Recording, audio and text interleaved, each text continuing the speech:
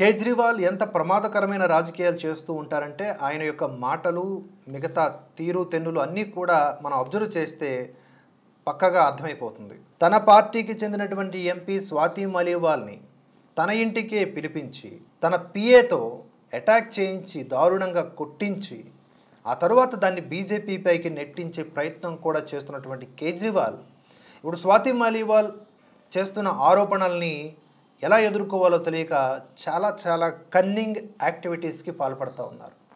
రకరకాల డ్రామాస్కి తెరతీస్తూ ఉన్నారు.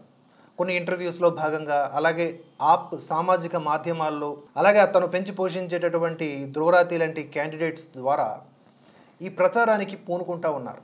ఏది కేజ్రీవాల్ చేసినటువంటి అవినీతి కార్యక్రమం అవని దాన్ని తీసుకొచ్చి మోదీకి ఆపాదిస్తూ ఉన్నారు. మంచి ఏదన్నా చేసుంటే అది కేజ్రీవాల్ది, చెడు ఏదన్నా చేసుంటే అది మోదీది అన్నట్లుగా. ఇప్పుడు స్వాతి మలీవాల్ కేసుకు సంబంధించిన కొన్ని అప్డేట్స్ని మనం గమనిస్తే ఈయన తాలూకా తీరుతెన్నులు మనకు స్పష్టమైపోతాయి. ఫస్ట్ ఆఫ్ ఆల్ ఢిల్లీ పోలీసులు ఈ కేసు చేజింగ్లో భాగంగా ఆటోమేటిక్గా వాళ్ళు ఏం చెప్పారు అంటే అప్పుడు కేజ్రీవాల్ ఇంట్లో స్వాతి మలీవాల్ పైన దాడి జరిగినప్పుడు కేజ్రీవాల్ తల్లిదండ్రులు కూడా ఉన్నారు, వారిని కూడా ఒకసారి ప్రశ్నిస్తాము అక్కడ ఏం జరిగింది అనేది ఢిల్లీ పోలీసుల యొక్క వెర్షన్. అడుగుతాము అని చెప్పారు అంతే, ఇంకా అడగలేదు.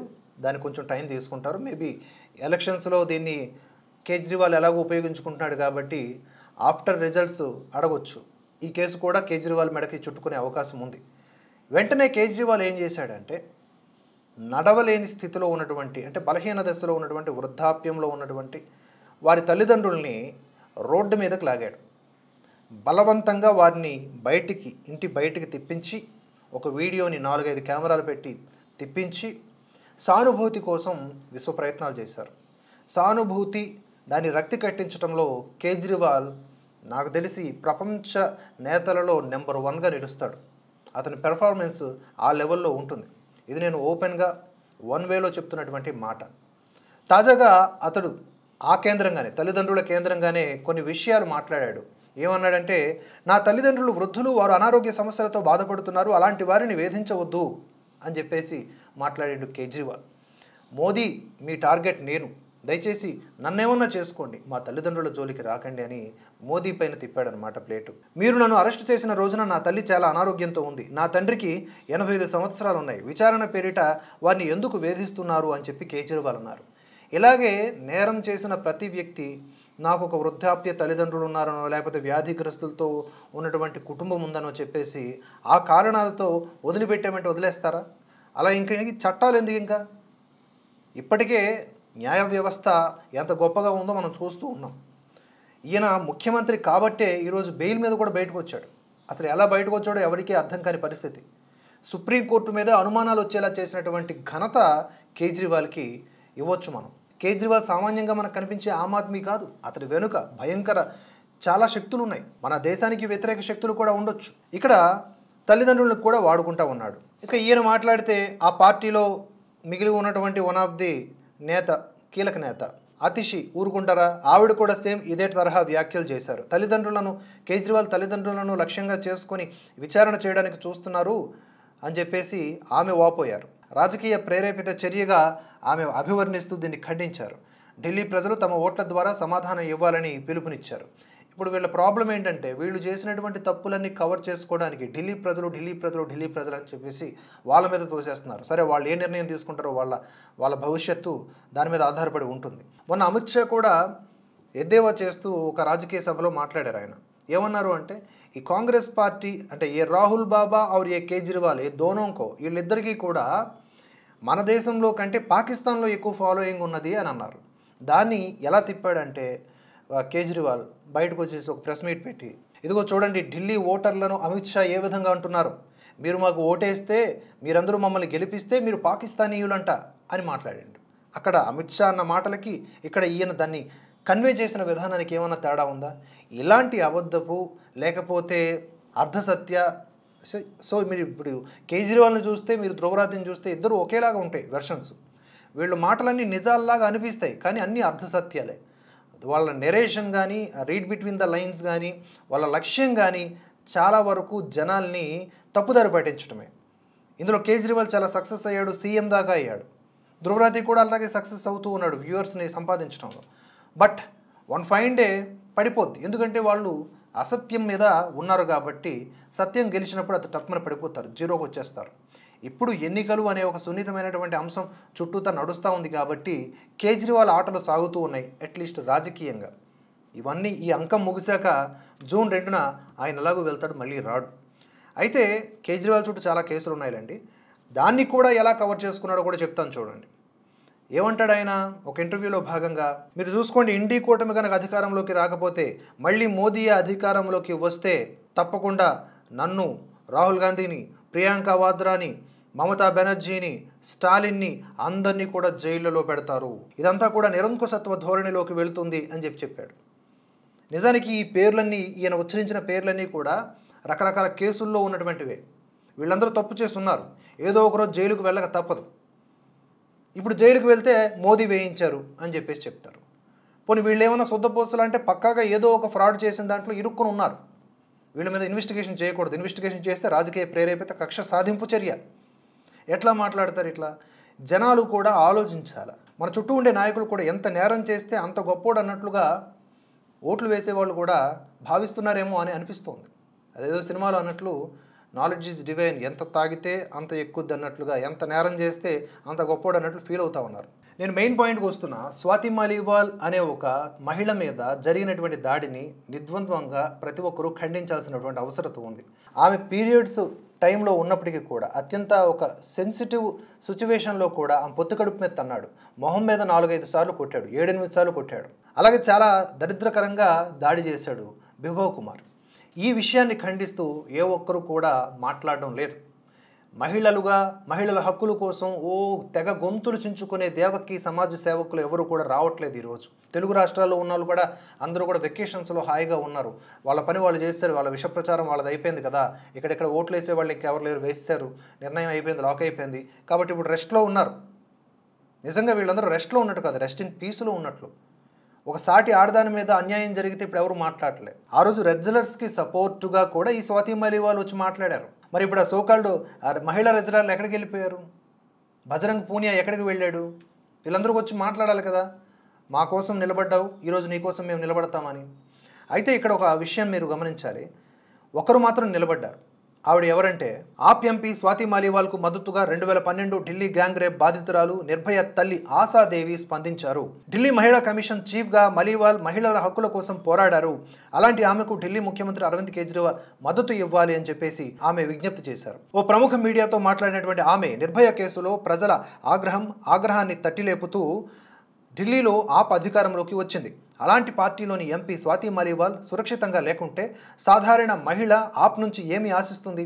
కాబట్టి కేజ్రీవాల్ తన ఎంపీకి మద్దతు ఇవ్వాలి. మహిళల సంక్షేమం కోసం స్వాతి 8 సంవత్సరాలుగా కేజ్రీవాల్తో అనుబంధం కలిగి ఉన్నారు. ఆమె వల్ల చాలామంది మహిళలు సహాయం పొందారు. ఇది నాకు వ్యక్తిగతంగా తెలుసు. సీఎం చర్యలు తీసుకుని స్వాతి మాలీవాల్కు న్యాయం చేయాలి అని ఆమె కోరారు. ఇప్పుడు కేజ్రీవాల్ ఎక్కడ తలపెట్టుకుంటాడు అంటే, ఇప్పుడు కేజ్రీవాల్ ఏం మాట్లాడతాడంటే, చూసారా ఫ్రెండ్స్, దేకో మోదీ ఇస్కో బి ఖరీద్ లియా అంటాడు. నిర్భయ తల్లిని కూడా కొనేశారు బీజేపీ వాళ్ళు అని మాట్లాడతాడా? సిగ్గుండాలి కదా. ఆమ్ ఆద్మీ పార్టీ నాయకులు ఎవరైనా తెలుగు వాళ్ళు ఉంటే కొంచెం ట్రాన్స్లేట్ చేసి చెప్పండి. ఇక్కడ మన తెలుగు రాష్ట్రాల్లో కూడా ఆ పార్టీ ఉన్నది కదా, ఒకసారి చెప్పండి. ఈ చేస్తున్నటువంటి దౌర్భాగ్యకరమైనటువంటి చర్యలు యావత్ భారతదేశ రాజకీయ చరిత్రలో ఒక డార్క్ సైడ్ని చూపిస్తూ ఉంది. ఇక కేజ్రీవాల్ తనను తాను ఢిల్లీ ప్రజల సోదరుడు, కొడుకు అని అంటారు. దానిని దృష్టిలో ఉంచుకొని ఆయన మాట్లాడాలి. స్వాతి మాలీవాల్పై దాడికి పాల్పడిన నిందితులపై కఠిన చర్యలు తీసుకోవాలని నిర్భయ తల్లి ఆశాదేవి వాపోయారు. నిర్భయ తల్లి ఆశాదేవి మద్దతుకు స్పందించినటువంటి స్వాతి మాలీవాల్ ఆమె సపోర్టుకు ధన్యవాదాలు తెలియజేశారు. నిర్భయ తల్లి దేశంలో న్యాయం కోసం సుదీర్ఘ పోరాటం చేసింది.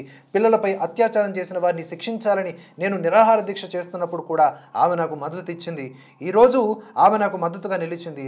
ఇది నా హృదయాన్ని హత్తుకుందని స్వాతి మాలీవాల్ అన్నారు. ఎందుకంటే స్వాతి మాలీవాల్ని రాజకీయంగా టార్గెట్ చేస్తున్నారు. ఆమెపై దాడి జరిగింది అంటే ఆమె బీజేపీ కోవర్ట్ అంటున్నారు. ఆమె 3 రోజుల తర్వాత కంప్లైంట్ ఇచ్చింది అంటున్నారు. కేజ్రీవాల్ ఇంటికి పిలిపించి కేజ్రీవాల్ కేజ్రీవాల్ పిఏ కొడితే తప్పించుకొని తిరగడానికి ట్రై చేస్తూ ఉన్నాడు. ఈరోజు ఢిల్లీ ముఖ్యమంత్రి జైల్లో ఉన్నా కూడా నేనే రాజుని, నేను రిజైన్ చేయను అని మగ్గుపట్టు పడుతూ మొత్తం పాలనా వ్యవస్థనే క్వశ్చన్ చేస్తున్నాడు ఆయన. మరోవైపు స్వాతి మాలీవాల్ కొన్ని సంచలన వ్యాఖ్యలు చేశారు. ఢిల్లీ ముఖ్యమంత్రి ఆప్ కన్వీనర్ అరవింద్ కేజ్రీవాల్ని టార్గెట్ చేస్తూ తనపై ఆయన పిఏ బిభవ్ కుమార్ దాడి చేసిన సమయంలో ఆయన ఇంట్లోనే ఉన్నారు అని ఆరోపణలు చేశారు. గురువారం ఎన్ఐఏకి ఇచ్చినటువంటి ఇంటర్వ్యూలో మాట్లాడిన ఆమె ఇంకొన్ని కీలక విషయాలు వెల్లడించారు. బాధితురాల్ని అవమానించడం అనేది ప్రతి మహిళ ఎదుర్కొనే సవాలే. అన్నింటికీ సమాధానం స్పష్టంగా తెలిసేందుకు తాను పాలిగ్రాఫ్ పరీక్షకు కూడా సిద్ధంగా ఉన్నాను. ఈ ఏడాది మే 13న కేజ్రీవాల్ నివాసంలోనే తనపై దాడి జరిగింది. తాను ఎంత అరిచినా సాయం చేసేందుకు ఎవరూ రాలేదు. బిభవ్ కుమార్ తన చెంపపై 7-8 సార్లు కొట్టాడు. కాలు పట్టి ఈడ్చుకెళ్లాడు. తన తలను టేబుల్ కేసి కొట్టాడు. సహాయం కోసం ఎంత అరిచినా ఎవరూ రాకపోవడం తనకు ఆశ్చర్యంగా అనిపించింది అని స్వాతి మాలీవాల్ చెప్పుకొచ్చారు. అలాగే ఎవరైనా చెప్పారు కాబట్టే బిభవ్ కుమార్ అలా చేశాడనే ప్రశ్నకు కూడా స్వాతి మాలీవాల్ సమాధానం ఇచ్చారు. అయితే ఇది విచారణకు సంబంధించిన విషయం. ఢిల్లీ పోలీసులకు నేను పూర్తిగా సహకరిస్తూ ఉన్నాను. ఇదే సమయంలో తాను ఎవరికి క్లీన్ చీట్ ఇవ్వట్లేదు. దట్ మీన్స్ కేజ్రీవాల్ కూడా ఇందులో పెద్ద దొంగ అని చెప్తా ఉంది ఆవిడ. అరవింద్ కేజ్రీవాల్ ఇంట్లో ఉన్న సమయంలోనే డ్రాయింగ్ రూమ్లో తనపై దాడి జరిగిందని ఆమె వివరించారు. ఈ వ్యవహారంపై తన గొంతు వినిపించడం వల్ల ఇది ఎంత దూరం వెళ్తుంది, తన భవిష్యత్తు ఏంటి అనే దాని గురించి తాను ఆలోచించట్లేదని చెప్పారు. సాటి మహిళలకు తాను ఏం చెప్తానో అదే చేయాలనుకున్నాను. నిజం పక్షాన నిలబడాలి, వాస్తవాలపై ఫిర్యాదులు చేయాలి, మహిళలకు అన్యాయం జరిగితే పోరాడాలి. కాబట్టి నేను పోరాడకుండా ఎలా ఉండగలనని స్వాతి మాలీవాల్ అన్నారు. ఈ ఘటనకు సంబంధించి ఆమ్ ఆద్మీ పార్టీ బిభవ్ కుమార్ను ఎందుకు వెనకేసుకు వస్తుందో తెలియట్లేదని పేర్కొన్నారు. ఏదో బెయిల్ వచ్చింది, సానుభూతి పవనాలు క్రియేట్ చేసేసి ఓట్లు గడించుకొని ఎలాగోలాగా ఎంపీ సీట్లు కొల్లగొట్టేసి తప్పించుకొని తిరగాలని చూసినటువంటి కేజ్రీవాల్కి ఈరోజు ఒక స్త్రీ రూపంలో, అంటే ఆ స్త్రీ మీద దాడి చేయడం ద్వారా ఆ స్త్రీ రూపంలో పెద్ద ప్రభావమే పడనుంది కేజ్రీవాల్ మీద. ఇప్పటికీ ఢిల్లీ ప్రజలు గనక ఈ కేజ్రీవాల్ని నమ్మి ఓట్లేస్తే అంతకంటే దౌర్భాగ్యకరమైనటువంటి పరిస్థితి ఇంకొకటి లేదు. పైగా స్వాతి మాలీవాల్ బాధపడుతున్న మరో విషయం ఏంటంటే తాను న్యాయం కోసం పోరాడుతూ ఉంటే తనను బీజేపీ ఏజెంట్గా చిత్రీకరిస్తున్నారు అని చెప్పేసి ఆమె బాధపడుతూ ఉన్నారు. సొంత పార్టీలోనే తనకెవరూ మద్దతుగా నిలబడట్లేదు, అందరూ బెదిరిస్తూ ఉన్నారని కూడా ఆమె వెల్లడించారు. ఆమె ఏమన్నారంటే తొలుత ఆరోపణలు చేసినప్పుడు తన పార్టీ తనకు పూర్తిగా మద్దతు ఇచ్చింది, ఆ తర్వాత పూర్తిగా యూటర్న్ తీసుకుంది అని ఆమె అదే ఇంటర్వ్యూలో చెప్పారంట. ఘటన జరిగిన తరువాత ఆప్ ఎంపీ సంజయ్ సింగ్ తన ఇంటికి వచ్చారని, అంతా చూసిన తర్వాత మరుసటి రోజు విలేకరుల సమావేశంలో తనకు మద్దతుగా నిలిచారని కూడా ఆమె గుర్తు చేశారు. పైగా ఆ సంజయ్ సింగే మీడియా సమావేశంలో తన పట్ల అసభ్యంగా ప్రవర్తించినట్లు పేర్కొన్నారని, నిందితునిపై కఠిన చర్య తీసుకోమని కేజ్రీవాల్ ఆదేశించారని ప్రకటించారని ఆమె వివరించారు ఆ ఇంటర్వ్యూలో. అయితే తాను పోలీసులకు ఫిర్యాదు చేయగానే పార్టీ వైఖరి అంతా కూడా మారిపోయిందని ఆమె విచారం వ్యక్తం చేశారు. అంటే ఓవరాల్గా ఈ ఆమ్ ఆద్మీ పార్టీ కన్వీనర్ అయినటువంటి కేజ్రీవాల్ ఏం ప్లాన్ చేశాడు, మెల్లగా పోస్ట్ పోన్ చేసుకుంటూ కొంచెం డిలే చేసుకుంటూ ఉంటే డైల్యూట్ అయిపోద్ది కదా మ్యాటరు అని ట్రై చేశాడు. కానీ ఆవిడ 1, 2, 3 రోజులు ఆగడానికి ఇదే కారణం. కేజ్రీవాల్ చర్య తీసుకోకపోవటం వల్ల అప్పుడు పోలీసులకు కంప్లైంట్ ఇచ్చింది. 3 రోజుల తర్వాత ఎందుకు కంప్లైంట్ ఇచ్చిందని అనుమానాలు వ్యక్తం చేస్తున్నారే కొంతమంది ధ్రువరాతి లాంటి సోకాల్డ్ మేధావులు. వాళ్ళందరికీ కూడా తెలియాల్సినటువంటి విషయం ఇది. తెలిసినా కూడా వాళ్ళు అబద్ధాలు చెప్పాలని ఫిక్స్ అయినప్పుడు మనం ఏమీ చేయలేం. ఈ దేశంలో ఎలాంటి భయాందోళనలకు గురి కాకుండా ఈరోజు నేను లేడీ సింగంగా ఉన్నాను, పార్టీలో ఎక్కువ ప్రభావం చూపి అందరి అభిమానాన్ని చూరగొన్నాను. అలాంటి వ్యక్తినైనా నేను బిభవ్ కుమార్ మీద ఫిర్యాదు చేశానని, బీజేపీకి ఏజెంట్గా మారానని అంటారా అని ఆమె ప్రశ్నించారు ఇదే ఇంటర్వ్యూలో. మొత్తంగా స్వాతి మాలీవాల్ చుట్టూ జరుగుతున్నటువంటి ఈ రాజకీయం, ముఖ్యంగా కేజ్రీవాల్ ఆడుతున్నటువంటి డ్రామాను ఢిల్లీ ప్రజలు విశ్వసిస్తారా లేదా అనేది చూడాల్సినటువంటి విషయం.